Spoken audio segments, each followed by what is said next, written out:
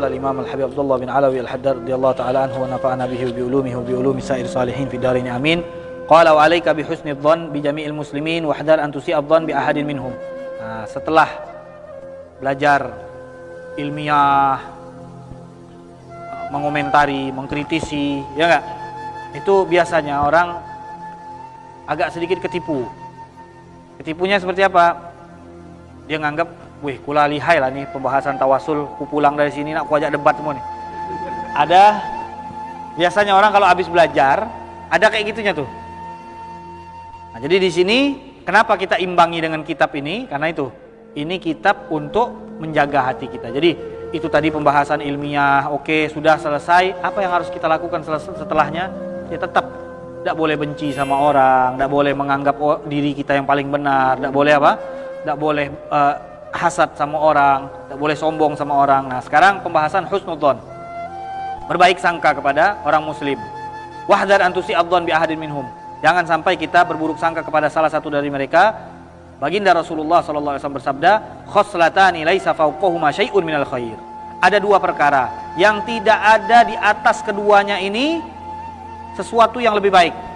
Jadi ini hal yang paling baik. Apa itu? Husnudzon billah, berbaik sangka kepada Allah Subhanahu wa taala. Wa husnudzon bi ibadillah, dan berbaik sangka kepada hamba-hamba Allah. Nah, yang pertama dulu berbaik sangka kepada Allah Subhanahu wa taala. Kena musibah, kena cobaan, kena ujian, biasanya orang baru suudzon. Ya enggak? Kalau dapat nikmat terus, baik sangka terus sama Allah. Hari ini dapat, besok dapat, besok dapat.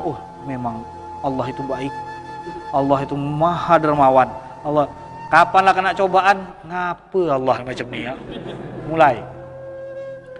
Mulai. Jadi orang suudzon sama Allah itu kapan? Kalau sudah diuji. Kalau tidak diuji tidak mungkin dia suudzon. Kata baginda Rasulullah SAW, tidak ada dua hal yang lebih buruk darinya, yaitu suudzon dengan Allah dan suudzon dengan hamba-hamba Allah. Tidak ada dua hal yang lebih buruk dari ini. Sebagaimana tidak ada dua hal yang lebih baik dari ini, begitu juga tidak ada dua hal yang lebih buruk dari ini. Wa ghayatu husnidzan bil muslimin. Nah, sekarang puncak kita berbaik sangka dengan orang muslim itu apa? Kita tidak meyakini keburukan di dalam semua tindak tanduk mereka. Jadi apapun yang dilakukan oleh orang muslim kita husnudzon. Masya Allah, ini mungkin dia ini seperti ini. Masya Allah. Pokoknya semua yang dia lakukan kita berbaik sangka. Insya Allah dia melakukan ini dengan niat ini. Insya Allah yang ini melakukan dengan niat ini. Ini yang diajarkan oleh Islam. Berbaik sangka kepada orang Islam. Nah, kemudian kalau seandainya tidak bisa, Ustaz, minum bir depanku, cemana aku nak buruk, nak baik sangka?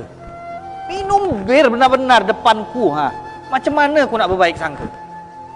Apa yang harus dilakukan? Kata beliau, maka cara berhusnuzon kepada orang tadi yang jelas-jelas melakukan kemaksiatan, kita cegah dulu. Kita cegah dulu sebisa mungkin. Kemudian setelah kita cegah, berarti tugas kita sudah selesai.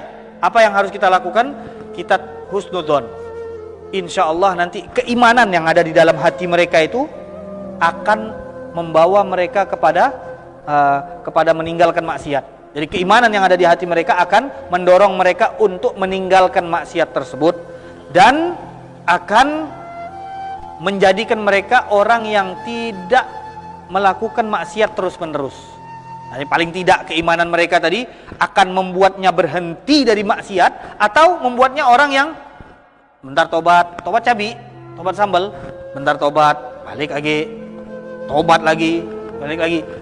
Minimal kita husnuzon, insya Allah keimanan mereka akan membawa mereka kepada apa? Kepada hal tersebut. Mereka akan berhenti, atau paling tidak mereka akan bertobat, walaupun nanti akan melakukan lagi, tapi mereka ada taubatnya, ada rem, paling tidak ada rem. Nah, kita husnuzon seperti itu. Tapi tadi setelah kita mencegahnya terlebih dahulu, kita beritahu, kita cegah dengan baik-baik. Wa ghayatu su'idzon, dan jadi kalau tadi puncak berbaik sangka kepada orang muslim, semua tindak tanduk dan gerak-gerik mereka kita berbaik sangka. Dan kalau kita sudah tidak menemukan celah untuk berbaik sangka, maka tadi seperti yang misalkan ada orang yang jelas terang-terangan di depan kita, kita cegah terlebih dahulu, dan kemudian kita meyakini dalam hati kita, mudah-mudahan dengan keimanan dia dia dapat berhenti, atau paling tidak mereka dapat ngerem lah. Dia dapat bertaubat dan kemudian membersihkan dirinya. Wa ghayatu su'udzon, dan puncak daripada buruk sangka kepada orang muslim kebalikannya. Orang yang selalu meyakini semua gerak-gerik orang lain itu jelek. Ada orang sholat samping dia. Kemarin tidak ada sholat, kau nih ngerapik lah. Ngerapik. Habis ini paling kau maksiat lagi. Ini paling kau nak ngambil muka kayak orang. Ada orang keluar zakat, biar dapat jabatan, biar dapat nama di depan-depan orang.